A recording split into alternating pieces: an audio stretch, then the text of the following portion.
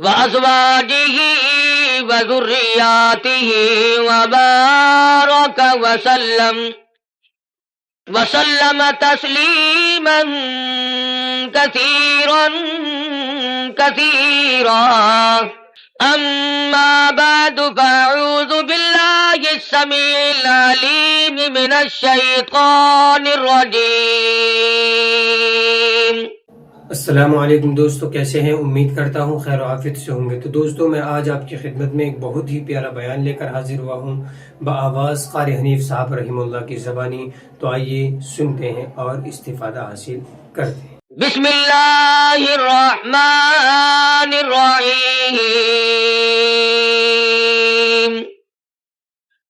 وَإِذْ يَرْفَعُ إِبْرَاهِيمُ الْقَوَاعِدَ مِنَ الْبَيْتِ وَإِسْمَاعِيلُ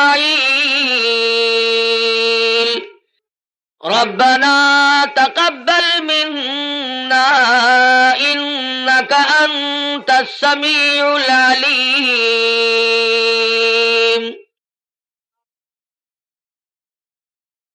رَبَّنَا وَاجْعَلْنَا مُسْلِمَيْنِ لَكَ وَمِنْ ذُرِّيَّتِنَا أُمَّةً مُسْلِمَةً لَكَ وَأَرِنَا مَنَاسِكَنَا وَتُبْ عَلَيْنَا إِنَّكَ أَنْتَ التَّوَّابُ الرَّحِيمُ رَبَّنَا وَابْعَثْ فِيهِمْ رَسُولًا مِّنْهُمْ يَتْلُو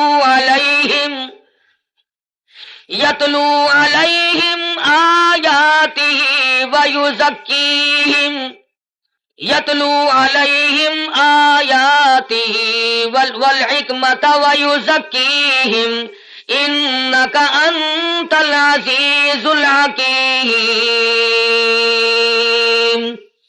وقال النبي صلى الله تعالى عليه وسلم أنا سيد ولد آدم يوم القيامة۔ وقال النبي صلى الله تعالى عليه وسلم إنما الأعمال بالنيات وإنما لامرئ ما نوى۔ وقال النبي صلى الله تعالى عليه وسلم الفقر فخري۔ وقال النبي صلى الله تعالى عليه وسلم الدنيا سجن المؤمن وجنة الكافر۔ وقال النبي صلى الله تعالى عليه وسلم الدنيا مزرعة الآخرة۔ وقال النبي صلى الله تعالى عليه وسلم من تشبه بقوم فهو منهم۔ وقال النبي صلى الله تعالى عليه وسلم المرء مع من أحبه۔ وقال النبي صلى الله تعالى عليه وسلم إذا رأيتم الذين يسبون أصحابي فقولوا لعنة الله على شركم۔ وقال النبي صلى الله تعالى عليه وسلم إذا ظهر الفتن أو البدع فليظهر العالم علمه ومن لم يفعل فعليه لعنة الله والملائكة والناس أجمعين۔ صدق الله مولانا العلي العظيم وصدق رسوله النبي الكريم۔ جناب صدر محترم، معزز سامعین، محترم حاضرین، ایک عرصہ کے بعد آپ کے اس قصبہ میں، شہر میں حاضری کا اتفاق اور بیان کا اتفاق ہو رہا ہے۔ دعا فرماؤ اللہ تبارک و تعالی جل شانہ محض اپنے فضل و کرم سے مجھے کلمات حقہ بیان کرنے کی توفیق عطا فرمائے، اور ہر مسلمان کو اللہ پاک ہر شر سے، ہر فتنے سے، ہر حادثے سے محفوظ فرمائے، اور خدا بند عالم ہم سب کو اپنے فضل و کرم سے سچا مسلمان اور پکا دیندار بنائے، ہم سب کو دنیا اور آخرت کی بہتریوں سے نوازے، اور ہماری بدعمالی اور ہماری روح سیاہی کو نہ دیکھے، اور اپنے فضل و کرم کو دیکھ کر ہم سب کو معاف فرما دے۔ اس ٹیپ ریکارڈ والے کو اٹھا دو یہاں سے. پھر کہتے ہیں مولوی بڑے بد اخلاق ہوتے ہیں، خود شرم نہیں آتی؟ ایک تو یہ بڑی تک ہے، جس نے یہ ڈھول کی خرید رکھی ہے اسٹیج پہ بیٹھتا ہے، سب سے اگلیوں میں آ کے بیٹھتے ہیں یہ، اور پھر ہاتھ ہلاتے رہتے ہیں بیٹھے بیٹھے. عرض کر رہا تھا کہ اللہ پاک نے مجھے بھی پہنچا دیا اور آپ حضرات کو بھی اللہ پاک لے آئے. بس دعا فرمانا کہ خداوند ذوالجلال ہمارے اس مل بیٹھنے کو قبولیت عطا فرمائے. یہ خداوند عالم کا ہی بندے پہ کرم ہوتا ہے کہ اسے نیکی کی توفیق عطا فرمائے. ورنہ اس وقت کافی تعداد میں مخلوق اور مسلمان لوگ سینماؤں میں ہیں، ٹی ویوں پہ پڑے ہیں، زندگی کے قیمتی لمحات کو تباہ و برباد کر رہے ہیں، اور احساس تک بھی کبھی نہیں ہوا کہ میری زندگی کیسے گزر رہی ہے. اور میں اس وقت نہ کسی کو گالیاں دینے کا ارادہ لے کر آیا ہوں، اس لیے کہ ملتان سے چل کر کروڑ پکے میں آ کے گالیاں دینا کوئی زیادہ ثواب ہے. اور تم میں سے کون سا آدمی ہے جس کو گالیاں دینی نہیں آتی؟ باہر سے آدمی بلوا کر کے گالیاں دلوانا کوئی ضروری ہے؟ اور میں گالی دوں کیسے؟ میرے بزرگوں نے مجھے گالیاں دینا سکھایا ہی نہیں. ہم جن اللہ والوں کی جوتیوں میں بیٹھے انہوں نے ہمیں قرآن و حدیث کی کستوری بخشی، اور نہ میں کسی کو کافر بنانے بھی نہیں آیا. اس لیے کہ کافر بنانا آسان ہے، مسلمان بنانا بڑا مشکل. کبھی کسی کو مسلمان بھی بنا کے دیکھا؟ نکالنا، برباد کرنا، خارج کرنا آسان ہے، کسی کو صراط مستقیم پر لگا دینا یہ بہت محنت کا کام ہے. حضرت شیخ الہند ہیں سب قید رحمت اللہ علیہ، انگریز نے زور لگایا کہ اتا ترک کو آپ کافر لکھ دیں. اس اللہ والے نے اپنی پیٹھ پہ کوڑے تو کھا لیے مگر مسلمان کو کافر نہ لکھا. جبر و اکراہ بھی ہوا، پریشان بھی کیا گیا، مگر صاف انکار کر دیا کرتے تھے. اس لیے نہ گالیاں دینا ہمارا شیوا ہے، نہ کسی کو کافر بنانا ہم لوگوں کا کوئی مقصد نہیں، بلکہ دل سے دعا ہے کہ خداوند عالم ایسی دین کی ہوا چلائے کہ پوری دنیا میں ایک بھی کافر نہ رہے.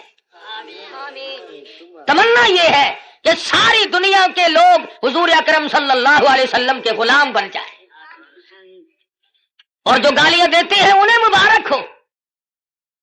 اس لیے کہتا ہوں ارے مالی ندی گالی بگاڑا ہم نے کیا تیرا، ارے مالی ندی گالی بگاڑا ہم نے کیا تیرا، چمن ہے سیر کرنے کا نہ گھر تیرا نہ گھر میرا.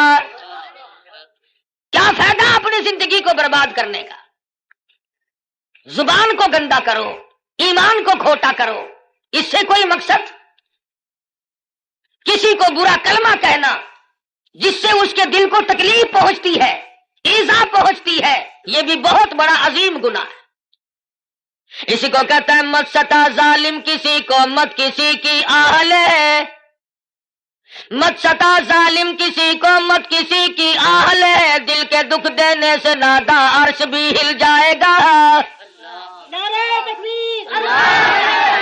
اور پھر ہم تو اس ہستی کے نام لیوا ہیں. سیرت کی کتابیں اٹھا کر کے دیکھو، امام الانبیاء محبوب کبریا حضرت محمد مصطفیٰ صلی اللہ تعالی علیہ وسلم کی ذات گرامی ہے. کسی کی سیرت جوانی سے شروع ہوگی، کسی کی سیرت 40 سال میں جا کے شروع ہوگی، کسی کی سیرت 30 سال کی عمر میں جا کے شمار کی جائے گی. آمنہ کے در یتیم کا یہ حال ہے، نہ زمین تھی نہ آسمان تھا، نہ ستارے تھے نہ چاند نہ سورج، نہ حجر نہ شجر، نہ درخت نہ پتے، نہ سبزی نہ ترکاری، نہ کانٹے نہ پھول، کچھ بھی نہ تھا. سرکار مدینہ صلی اللہ علیہ وسلم کی سیرت کے تذکرے اس وقت بھی ہوا کرتے تھے. فرمایا وما ارسلناک الا رحمتا للعالمین، کالی کملی والے میں نے آپ کو جہانوں کے لیے رحمت بنا کے بھیجا. علماء کرام نے عالمین کی تفسیر کرتے ہوئے 4 جہان شمار کرائے. ایک عالم ارواح، ایک عالم دنیا، ایک عالم برزخ اور ایک عالم آخرت، 4 جہان شمار کرائے ہیں علماء امت نے۔ سب سے پہلا عالم اور جہان وہ عالم ارواح کو شمار کرایا گیا۔ علماء کرام نے لکھا ہے کہ تخلیق روح کے اعتبار سے سب لوگ برابر ہیں۔ جس دن ہمارے باپ کی روح پیدا ہوئی اسی دن ہماری روح پیدا ہوئی، جس دن دادا کی روح پیدا ہوئی اسی دن اسی وقت اللہ پاک نے تمام دنیا کے لوگوں کی روحوں کو یکدم پیدا فرمایا، اور اس کو اس نظام میں کوئی وقت نہیں لگا، کوئی لمبی چوڑی کارروائی نہیں کرنی پڑی، بلکہ صرف اتنا ہوا اذا قضى امرا فانما يقول له كن فيكون۔ جب وہ کسی کام کو کرنا چاہتے تھے اور چاہتے ہیں بس فرماتے ہیں ہو جا، وہ ہو جایا کرتا ہے۔ سارے جان کی روحیں پیدا ہو گئی، تمام روحوں کو ایک جگہ اکٹھا کر کے اللہ پاک نے فرمایا الستو بربکم، او دنیا میں جانے والوں، عالم ارواح میں رہنے والوں، کیا میں تمہارا رب ہوں؟ اللہ پاک نے عالم ارواح میں امتحان شروع کر دیا۔ دنیا میں جا کر یہ لوگ بگڑ جائیں گے، طرح طرح کے ڈنڈوں میں پھنس جائیں گے، لغویات میں مشغول ہو جائیں گے، ان سے یہی اقرار لے لیا جائے الستو بربکم۔ کلیم اللہ کی روح خاموش ہے، ابراہیم خلیل اللہ کی روح خاموش ہے، روح اللہ کی روح خاموش ہے، نجی اللہ کی روح خاموش ہے، رسولوں کی روحیں خاموش ہیں، پیغمبروں کی روحیں خاموش ہیں، انبیاء کرام کی روحیں جواب نہیں دیتی، ابدالوں کی روحیں خاموش ہیں، قطبوں اور غوثوں کی روحیں خاموش ہیں۔ علماء لکھتے ہیں سب سے پہلے روح محمد الرسول اللہ صلی اللہ علیہ وسلم نے جواب دیا بلا انت ربنا۔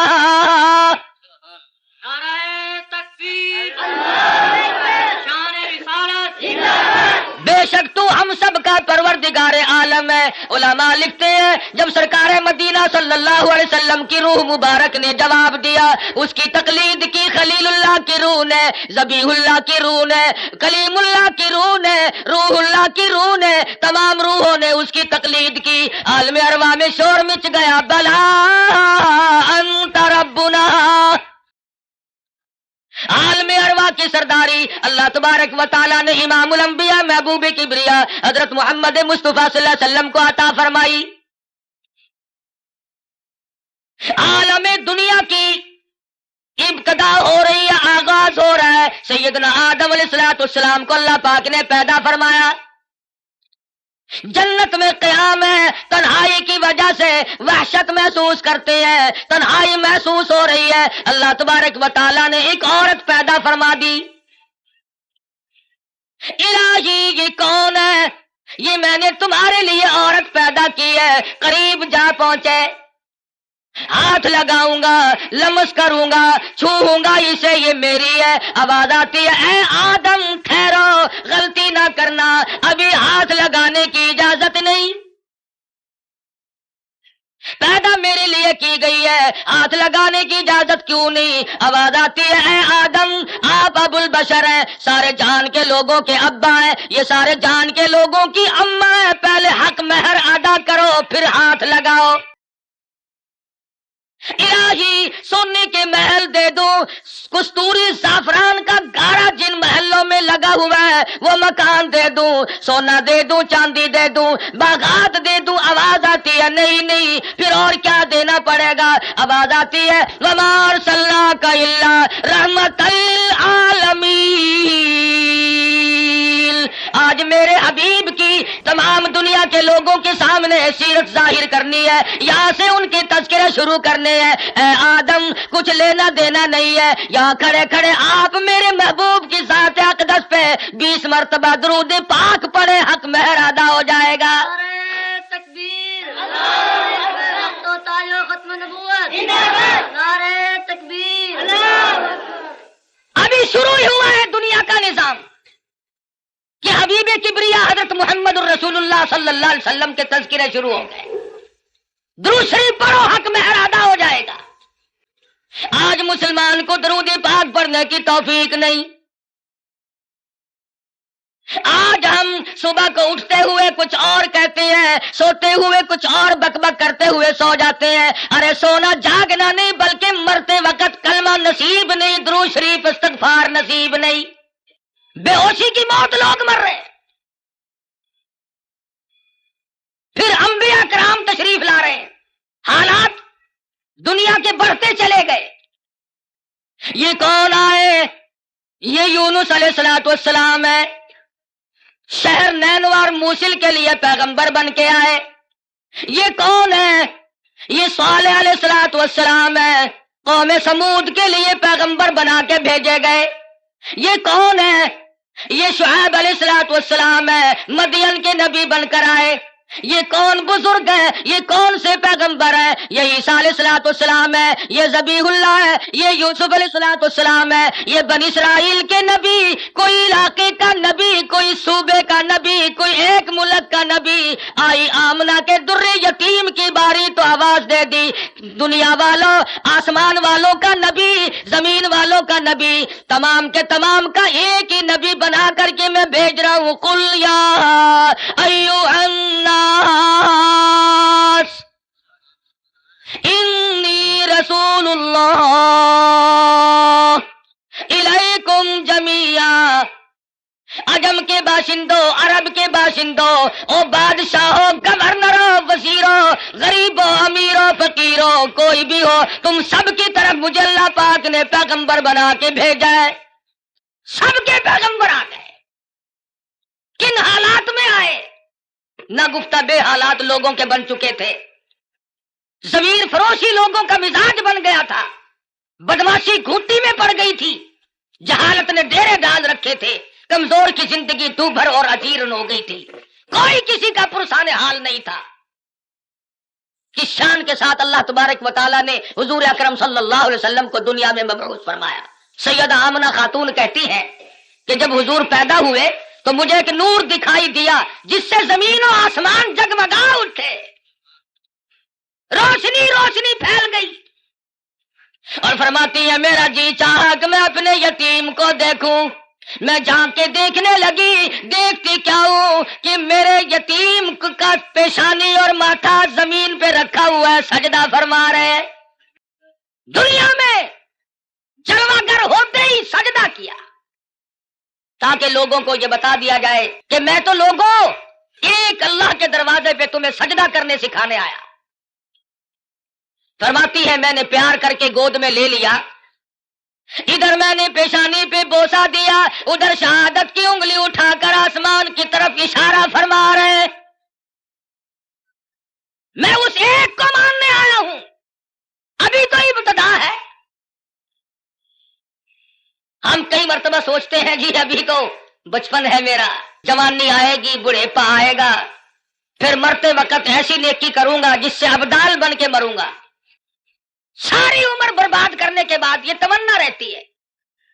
اور حالت یہ مجذوب کہتا ہے قدم سوے مرکد نظر سوے دنیا، قدم سوے مرکد نظر سوے دنیا، کدھر جا رہے ہو کدھر دیکھتے ہو. رات دن زندگی کو کاٹ رہے ہیں، قبر کے قریب کر رہے ہیں، اور ہم دن بدن دنیا کی غفلتوں میں پھنسے چلے جاتے ہیں. سوچا تک نہیں کبھی. بڑھیپا آ جاتا ہے، سفید بال آ جاتے ہیں، پھر بھی ہمیں کبھی موت کا فکر دامنگیر نہیں ہوا. کیوں ہو؟ کیا ضرورت پڑی؟ حضور اکرم صلی اللہ تعالی علیہ وسلم کی ذات اقدس یتیم پیدا ہوئی. حلیمہ کہتی ہے میرے پاس میرا ذاتی بچہ تھا، لوگوں نے مجھے اپنا بچہ اس خوف سے نہیں دیا کہ یہ اپنے بچے کو تو پالے گی اور ہمارے بچے کو بے پرواہی کر کے خراب کرے گی. چلتی چلاتی حضور کے دروازے پہ آ گئی، کہنے لگی آمنہ مجھے کم سے کم اپنے یتیم کی زیارت تو کرا. کہتی ہے جب آمنہ خاتون نے چٹی چادر حضور کے چاند جیسے چہرے سے اٹھائی، حلیمہ کی آنکھیں چندھیا گئی اور کہنے لگی میری آنکھوں نے آج تک اتنا حسین بچہ کوئی دیکھا نہیں. حلیمہ کہتی ہے میں نے بھی نہیں دیکھا، آمنہ فرماتی ہے میں نے بھی نہیں دیکھا۔ آواز آتی ہے، جبریل کہتے ہیں او حلیمہ او آمنہ تم کہاں سے دیکھ لیتے، تمہارے سامنے تو صرف قریش کے بچے ہیں، بنو سعد کے بچے ہیں، میں مشرق کا چکر لگاتا ہوں، میں مغرب کا چکر لگاتا ہوں، شمال میں پھرتا ہوں، جنوب کا چکر لگاتا ہوں، رب کبریا کی قسم آج تک میری آنکھوں نے اتنا حسین دیکھا نہیں۔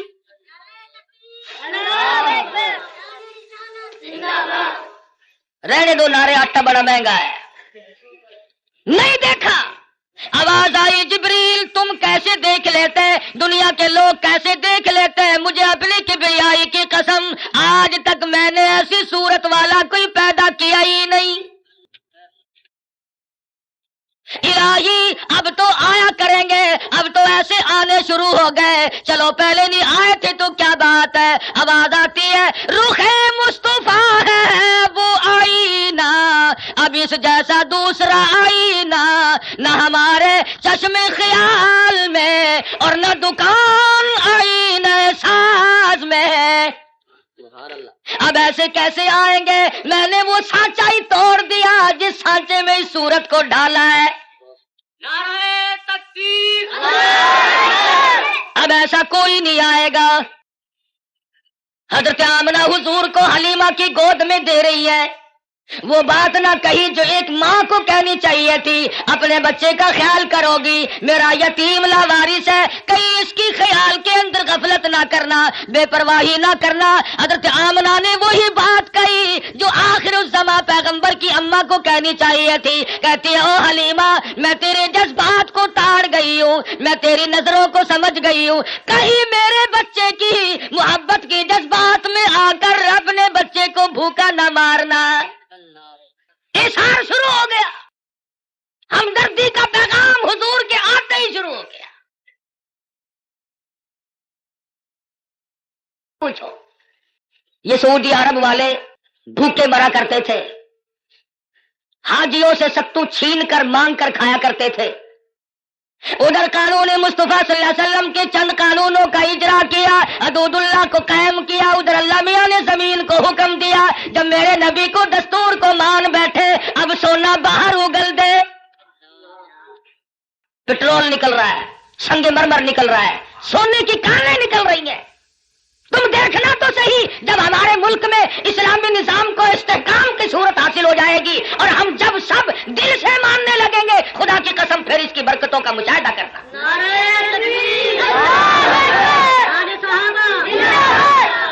ابھی تو آیا ہی آیا ہے نا۔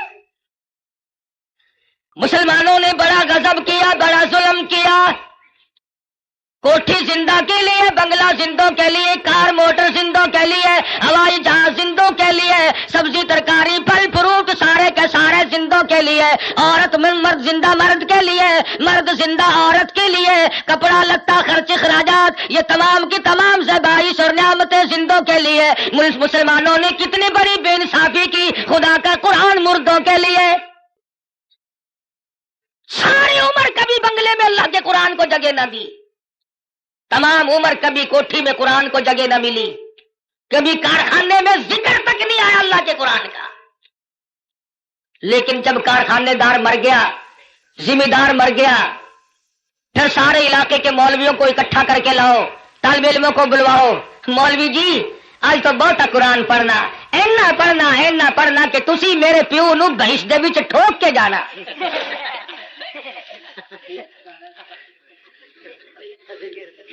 ساری عمر نیڑے نہیں آیا کبھی، شرابیں رج رج کے پی، بدماشی کی، بغاوت کی، مرنے کے بعد قرآن یاد آیا۔ اس کا مطلب یہ ہوا کہ یہ قرآن مردوں کے لیے آیا، زندوں کا اس میں کوئی حصہ نہیں ہے، تھوڑا سا۔ مولوی صاحب نستر والوں نے بھی جواب دے دیا، ڈاکٹروں نے بھی جواب دے دیا، حکیموں کو دکھا بیٹھے ہیں، ڈاکٹروں کو دکھا بیٹھے ہیں، ہن تسی کچھ اللہ اللہ کر دو، اللہ دے نام وچ برکت آخر ہوندی ہے۔ آخر گولی ٹکا انجیکشن آپریشن معجون پہلے، خدا کا قرآن پچھو، اور ہے ہم سونی سرکار دے سارے امتی۔ عقیدے کی بات کر رہا ہوں کہ ہمارے نظریات دیکھو کتنے بگڑے، ہم کہاں گئے؟ تمہیں کیا معلوم ہے؟ زید بن حارث رضی اللہ تعالیٰ عنہ صحابی کہتے ہیں میں مدنی کریم صلی اللہ علیہ وسلم کے ساتھ تھا. حضور جب طائف میں تشریف لے گئے، سرداروں کو اللہ کا قرآن سنایا، توحید کا پیغام پہنچایا، انہوں نے تو انکار کر دیا. طائف کے امیروں کے، غریبوں کے، شریر بچے جھولیاں پتھروں کی بھر کے سرکار مدینہ کے پیچھے لگ گئے. صحابی کہتا ہے میں نے بڑی کوشش کی چاروں طرف سے آنے والے پتھر میں اپنے سینے میں کھاؤں. اور لوگوں وہ کتنے متبرک قسم کے لوگ ہوں گے جو سرکار مدینہ کی طرف آنے والے پتھر اپنے سینے پہ کھا رہے تھے. صحابی کہتا اچانک میرے کانوں میں، حضور کی پنڈلی میں، حضور کے ٹخنوں میں کڑاک کڑاک کر کے پتھر لگنے کی آواز آنے لگی. اتنا صدمہ عظیم پہنچا، حضور کو اتنی تکلیف پہنچی. صحابی کہتا میری آنکھوں نے دیکھا حضور چکر کھا کر زمین پہ بیٹھ گئے. ایسی اعلیٰ درجے کی صورت، ایسی سیرت والا، ایسی صورت پہ آج لوگ پتھر مار رہے ہیں. صحابی کہتا حضور 4 مرتبہ بیٹھے، باہر تشریف لے آئے، کھجور کے سائے میں قیام پذیر ہوئے.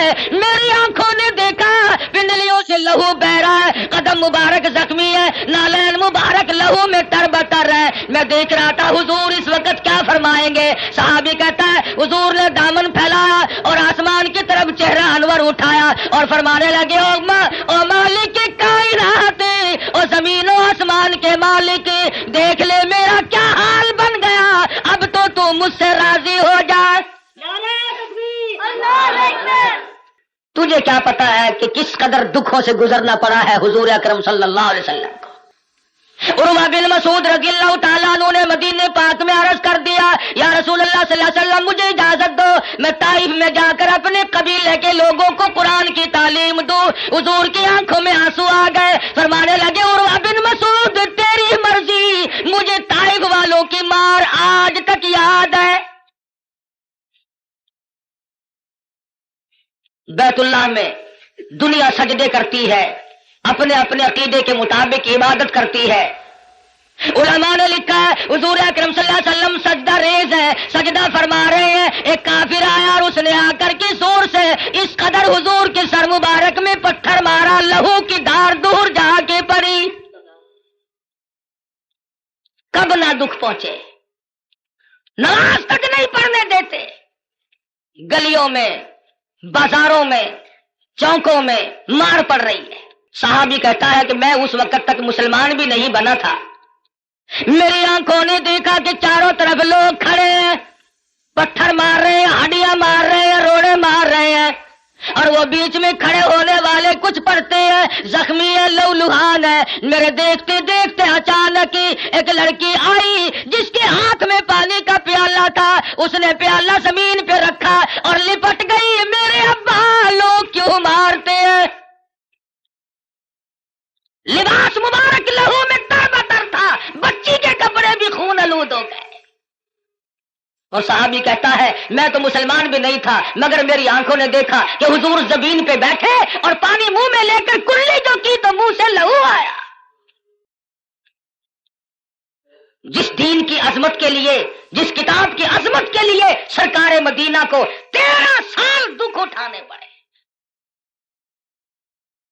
اور صرف اپنے لیے نہیں، کبھی جانثاروں کے بارے میں یوں اطلاعات ملتی ہے، کبھی خبر ملتی ہے کہ آج زنیرہ کی کھڑی کر کے دونوں آنکھیں نکال دی گئی، کبھی اطلاع ملتی ہے لبینہ کا کھڑی کر کے چمڑا ادھیڑ دیا گیا، کبھی خبر ملتی ہے نادیہ بڑھیا کو لٹا کر پیشانی پہ گرم گرم لوہا کر کے داغ دے دیے گئے، کبھی اطلاع ملتی ہے خباب ابن عارت کو پھانسی چڑھا دیا گیا، کبھی خبر ملتی ہے زید بن دسنہ کی بوٹیاں اڑا دی گئی،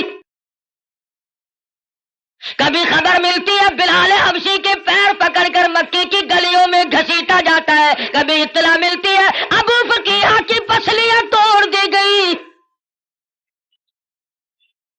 ان صدموں سے رات دن دو چار ہے، رات کو چین نہیں، دن کا اطمینان نہیں، 13 برس اس کشمکش میں کٹے.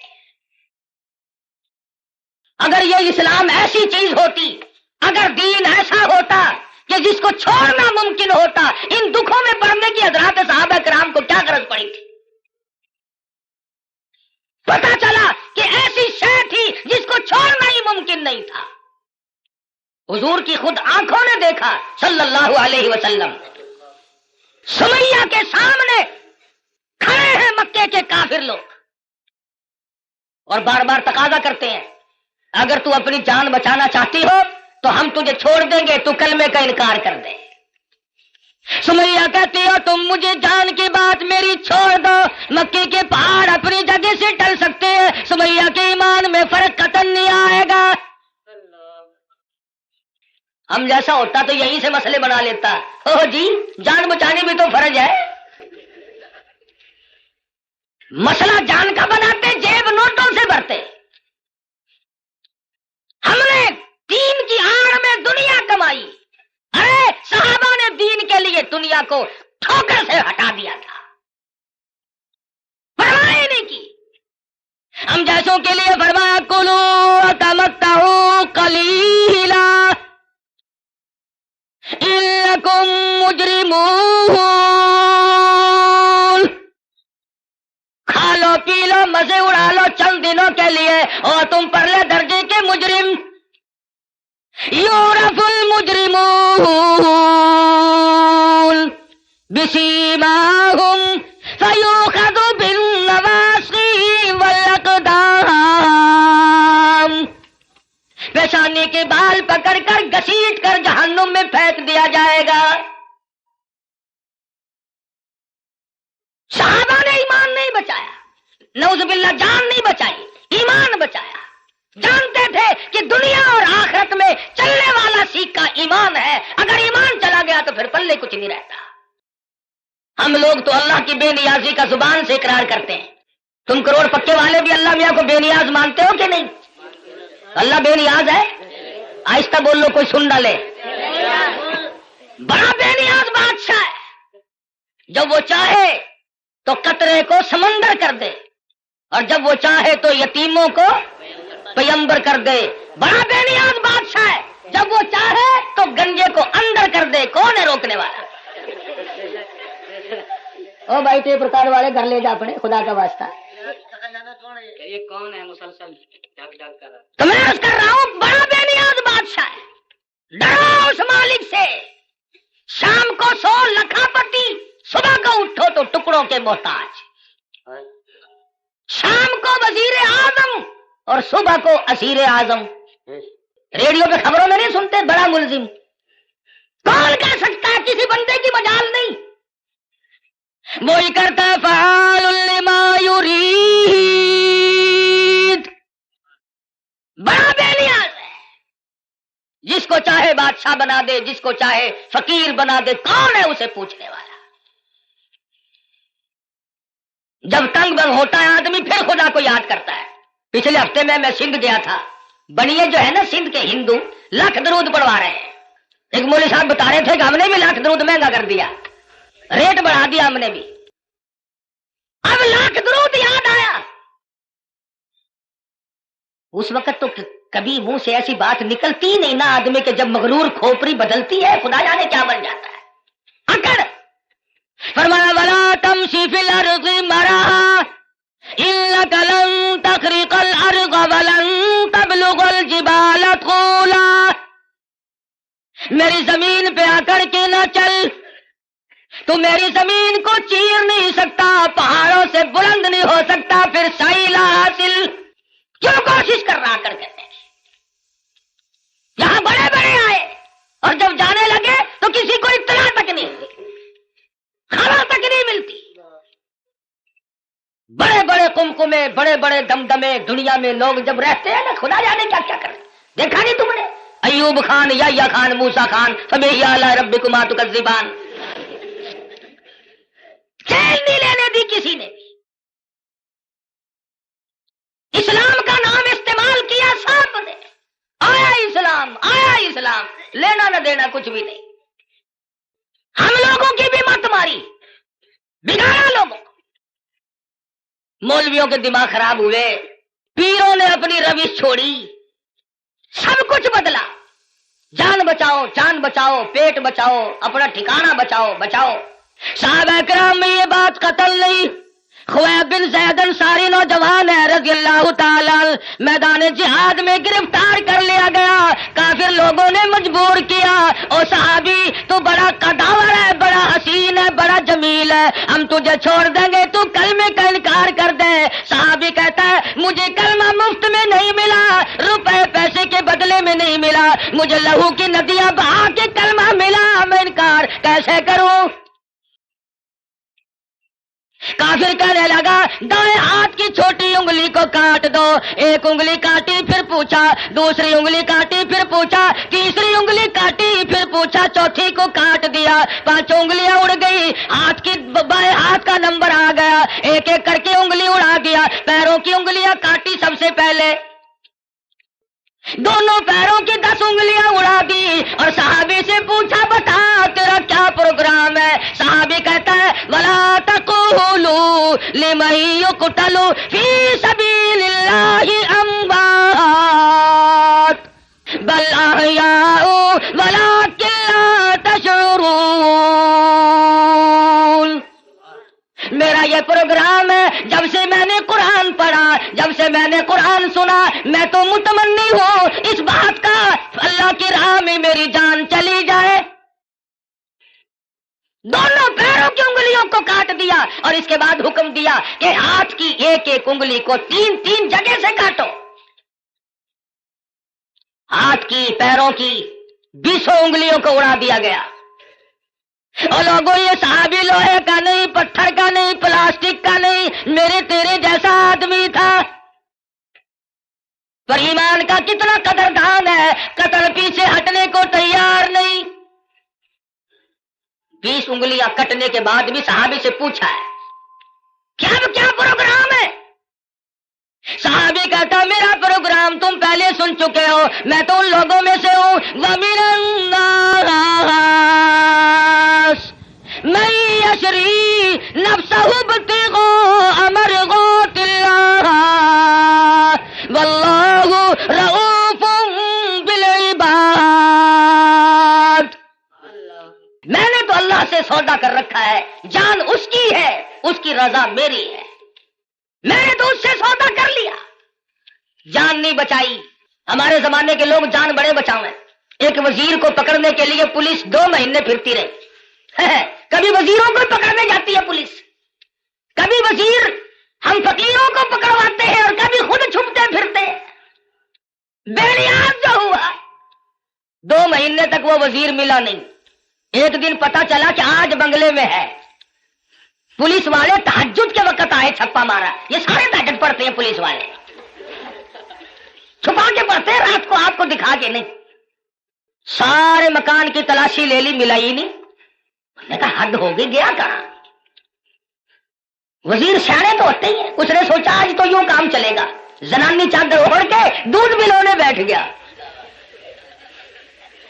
پولیس والوں نے سوچا کوئی پرانی بڈھڑ ہے، دودھ ملو رہی ہے، اسے کیا پوچھنا چھیڑنا ہے۔ اللہ بڑا بے نیاز ہے، وہ ڈھونڈتے پھر رہے تھے نا، کھانسی اٹھ کھڑی ہوئی۔ پولیس والے کہنے لگے کہ کھانسی مردانی کام زنانہ، قصہ کیا ہے یہ؟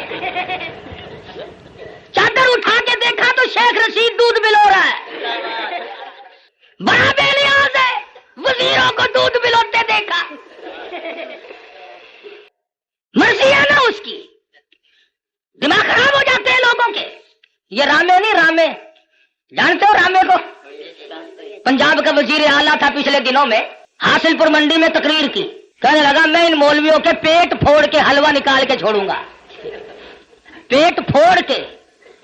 دوسرے تیسرے دن وہاں میرا موقع لگ گیا، میں نے کہا وزیر صاحب پیٹ پھوڑنے کی کیا ضرورت ہے، ہمیں تکلیف دے کر خامخواہ حلوہ نکالنا ہے، اگر پیٹ میں پڑا ہوا ہی نکالنا ہے تو صبح تشریف لے آنا، نکلا ہوا دے دیں گے۔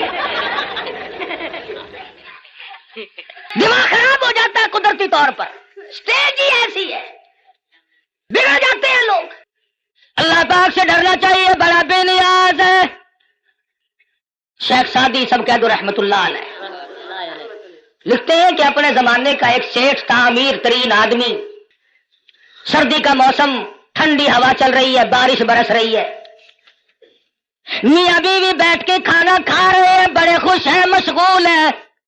رات کی ٹھنڈی ہوا، بارش بھی ہے، کافی رات بیت چکی ہے. کسی نے دروازے پہ دستک دی. اللہ نام پہ 2 روٹیوں کا سوال کرتا ہوں. بابو جی ناراض ہو گئے. دن میں تو چین لینے دیتے ہی نہیں، رات کو بھی نہیں چین لینے دیتے. چلا یہاں سے کون ہے؟